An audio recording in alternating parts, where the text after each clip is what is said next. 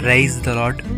ప్రతిరోజు అనుదిన వాక్యం ద్వారా మీరెంతగానో బలపడుతున్నారని నేను ఆశిస్తున్నాను. అలాగే మీరు కనుక మన యూట్యూబ్ ఛానల్ని క్రొత్తగా వీక్షిస్తున్నట్లయితే మన యూట్యూబ్ ఛానల్ని సబ్స్క్రైబ్ చేయండి, ఇతరులకు షేర్ చేయండి.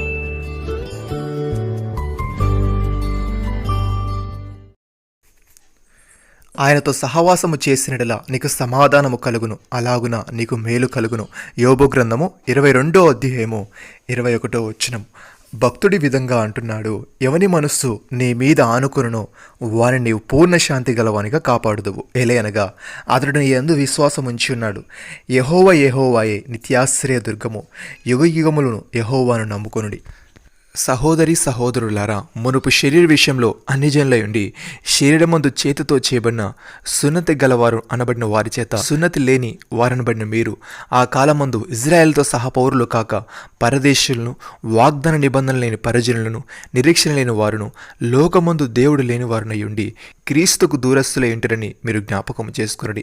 ఆయనను మునుపు దురస్తులైన మీరు ఇప్పుడు క్రీస్తు యేసునందు క్రీస్తు రక్తం వలన సమీపస్తులై ఉన్నారు. ఆయన మన సమాధానమై ఉండి మీకును మాకును ఉన్న ద్వేషమును అనగా విధిరూపకమైన ఆజ్ఞలు గల ధర్మశాస్త్రమును తన శరీరమందు కొట్టివేట చేత మధ్యగోడను పడగొట్టి మన ఉభయులను ఏకము చేసెను.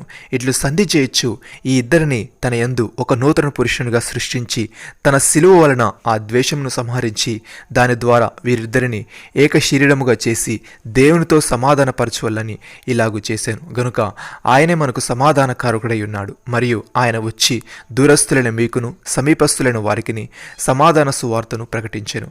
ఆయన ద్వారానే మన ఉభయులను ఒక ఆత్మయందు తండ్రి సన్నిధికి చేరగలిగినాము.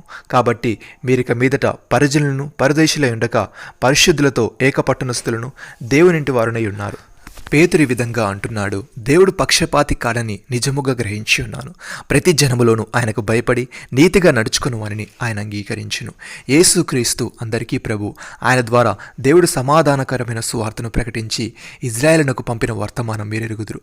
యోహాను బాప్తిసం ప్రకటించిన తర్వాత గలిలయ మొదలుకొని యూదయ అంతటా ప్రసిద్ధమైన సంగతి మీకు తెలియను. అదేదనగా దేవుడు నజరేడైన యేసును పరిశుద్ధాత్మతోను శక్తితోను అభిషేకించిననేది. దేవుడు ఆయనకు తోడై ఉండెను గనుక ఆయన మేలు చేయుచు అపవాది చేత పీడింపబడిన వారందరినీ స్వస్థపరచుచు సంచరించుచుండెను. నమ్మిన వారు నాతో కలిసి ప్రార్థనలో ఏకీభవించండి.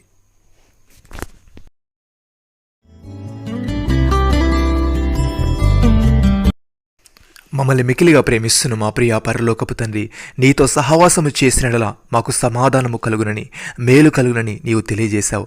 తండ్రి నీకు స్తోత్రములు. దేవా, మేము దేనిని గురించి చింతపడక ప్రతి విషయంలోనూ ప్రార్థనా విజ్ఞాపముల చేత కృతజ్ఞతాపూర్వకముగా మా విన్నపములు నీకు తెలియజేస్తూ సమస్త జ్ఞానమునకు మించిన నీ సమాధానమును పొందుకునే వారముగా ఉండుటకు సహాయము దయచేయమని నీవు మాకు సమీపముగా ఉన్నావు గనుక మేము నీతో సహవాసము కలిగి ఉంటూ మా సహవాసమును సకజనులకు తెలియబడినీటుకు కృపచూపమని ప్రతి జనములోనూ నీకు భయపడి నీతిగా నడుచుకుని వారిని అంగీకరిస్తామని ప్రభువైన యేసుక్రీస్తు నామములో ప్రార్థిస్తున్నాము తండ్రి.